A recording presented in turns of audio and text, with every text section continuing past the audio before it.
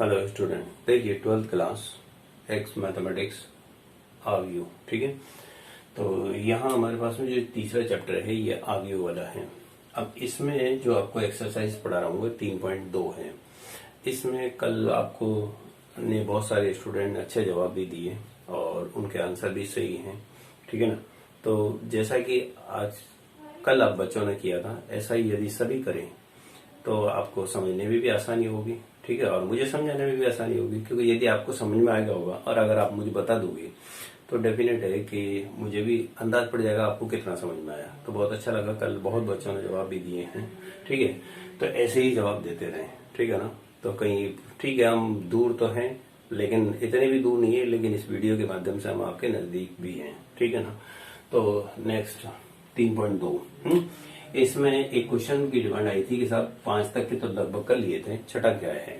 छठे में देखिएगा, ये कहता है कि यदि एफ एक्स बराबर, एक क्वेश्चन इस प्रकार दे रखा है कि cos x minus sine x 0, ये साइन एक्स और ये कॉस एक्स और ये 0 और 0 0 1 ये दे रखा है। अब ये कहता है तो प्रदर्शित करो। क्या करो भाई, F A into F B बराबर एफ ए प्लस बी। अब ये कोई गारंटी नहीं है कि ए और बी लिखे, इस जगह एक्स और वाई भी लिख सकता था वो, है ना। क्या लिख सकता था, एक्स और वाई। तो यहाँ F X X plus Y. ठीक है, तो मैं यहाँ ऐसा करूंगा, सॉल्यूशन में आपको बता देता हूं कि जब आपको एफ एक्स उसने इस प्रकार दे रखा है कि cos x minus sine x 0, sine x cos x 0 0 0 1 ये दे रखा है। ठीक है ना। तो आप एलएचएस साइड के लिए दो चीजें ज्ञात करोगे, एफ ए और एफ बी। तब एफ ए क्या बनेगा बताओ, एफ ए क्या बनेगा। तो डेफिनेट है का जब आपको एक्स है यहां लिखा, तो यहाँ चारों जगह एक्स दिखाई दे रहा है, तो आप चारों जगह ए लिख दो। कॉस ए माइनस में sign A 0, sign A cos A 0 0 0 और 1। ठीक है, इसी प्रकार एफ बी क्या होगा, कॉस बी साइन बी 0, फिर यहां लिखो साइन बी कॉस बी 0 और 0 0 1। ये आपने एफ ए और एफ बी लिख लिया। अब कहता है इन दोनों को गुणा करो। तो लो साहब, अब गुणा कर देते हैं, F A into F B गुणा करेंगे ना, तो गुणा में ये दोनों अभी लिखने होंगे आपको, ये दोनों cos A minus sign A 0, sign A cos A 0 0 0 1। इधर लिखो दूसरा कॉस बी माइनस में साइन बी और 0, फिर इधर साइन बी और इधर कॉस बी 0, है ना, और ये लास्ट की लाइन। ठीक है, अब गुणा करना है ये हमको। तो पहली पंक्ति पहले स्तंभ से गुणा होगी, फिर दूसरे स्तंभ से गुणा होगी, फिर तीसरे स्तंभ से गुणा होगी। अब गुणा का तरीका मैंने आपको समझा दिया, तो मुझे बताने की आवश्यकता नहीं है। Cos A cos B minus sign A sine B और इन दोनों का गुणा 0। Cos A cos B minus sign A sine B और 0। ठीक है, ये तो पहली पंक्ति पहला स्तंभ हो गया। अब पहली पंक्ति दूसरा स्तंभ, minus cos A sine B और माइनस साइन ए कॉस बी और प्लस 0, और इधर आएगा 0 0 और 0। फिर आएंगे दूसरी पंक्ति को गुणा करने। दूसरी पंक्ति पहला स्तंभ, साइन ए कॉस बी और कॉस ए साइन बी और 0। यहां लिखो साइन ए माइनस साइन ए साइन बी और plus cos A cos B और प्लस 0, और इधर आ जाएगा 0 0 और 0। लास्ट की लाइन पहले दूसरे तीसरे स्तंभ से गुणा होती है।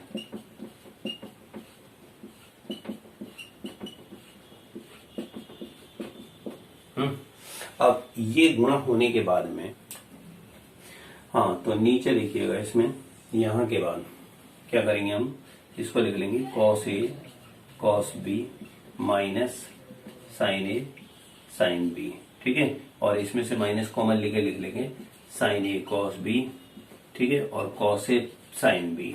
ये आगे पीछे कर दिया मैंने थोड़ा सा, कॉस ए साइन बी, ठीक है, और इधर 0। नेक्स्ट लाइन है ये साइन ए कॉस बी और कॉस ए साइन बी, और इधर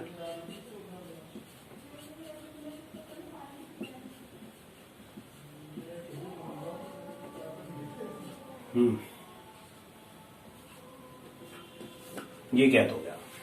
अब क्या करना होगा कि यहां तक ज्ञात होने के बाद में इसमें सूत्र लागू करना होगा हमको। तो सूत्र लगाएंगे, तो यहां देखो पहले एफ ए एफ बी, ठीक है, बराबर ये किसका सूत्र बना, कॉस ए प्लस बी का, ठीक है, और ये है माइनस में साइन ए प्लस बी का। भाई माइनस तो बाहर है, अंदर की संख्या सूत्र होगी साइन ए प्लस बी, ठीक है ना, और इधर 0, इधर लिखो यहाँ पर साइन ए प्लस बी, और इधर है ये कॉस ए प्लस बी, है ना, और इधर है 0, नीचे 0 0 1। ये दोनों कॉस ए प्लस बी के सूत्र हो गए, ये दोनों साइन ए प्लस बी के सूत्र हो गए, इसमें माइनस है। अब जो संख्या प्राप्त हुई है वो अगर एफ एक्स से कंपेयर कराओ तो एक्स के स्थान पर ए प्लस बी दिखाई दे रहा है, तो ये कहलाएगा एफ ए प्लस बी। कौन सा पद आ गया, ये RHS आया ना समझ में। तो ये इस तरह से आपको सरल करना होगा। नेक्स्ट क्वेश्चन देखिएगा,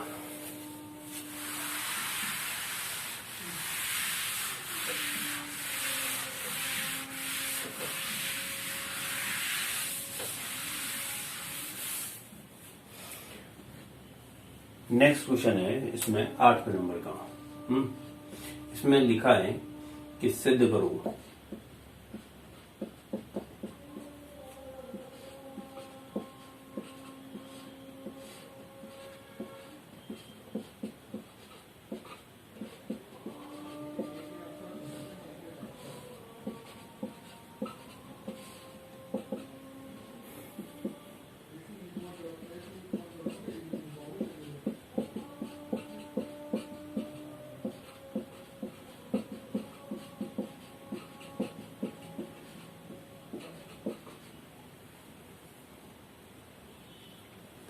तो ये आपको सिद्ध करना है।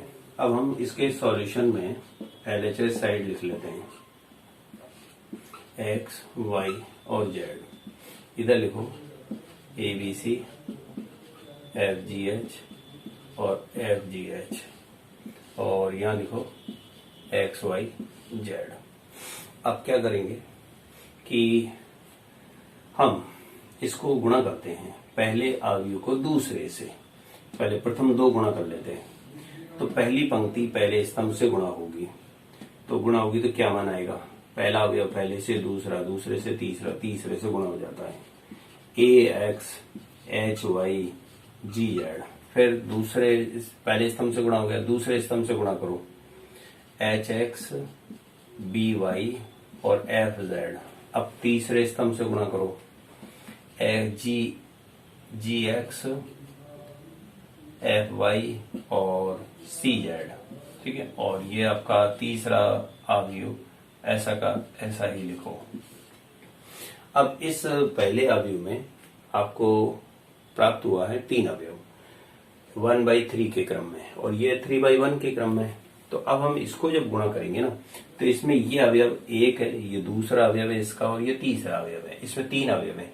तो इसमें ये 1/3 है और ये 3/1 के रूप में है, तो 3 से तो 3 सिमिलर है, तो 1/1 के रूप में अवयव प्राप्त होगा। तो ये गुणा करेंगे तब क्या होगा, गुणा में ये संख्या 1 से गुणा हो जाएगी, प्लस लगा के दूसरे अवयव को नीचे वाले सेकंड से गुणा करेंगे,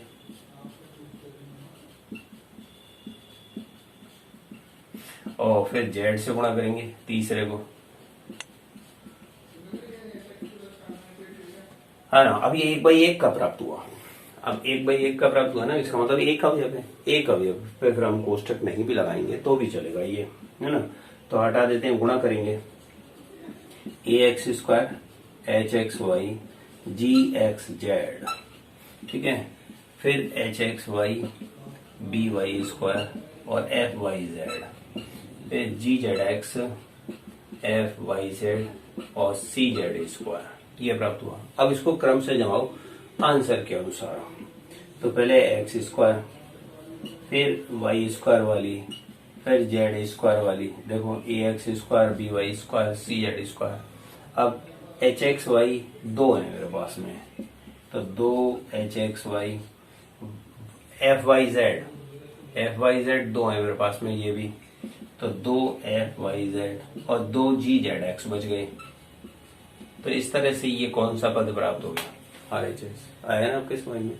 तो इस तरह के ये क्वेश्चन है, यानी आप करने की कोशिश करना, ठीक है, नहीं आए तो आप पूछना भी, ठीक है, ओके।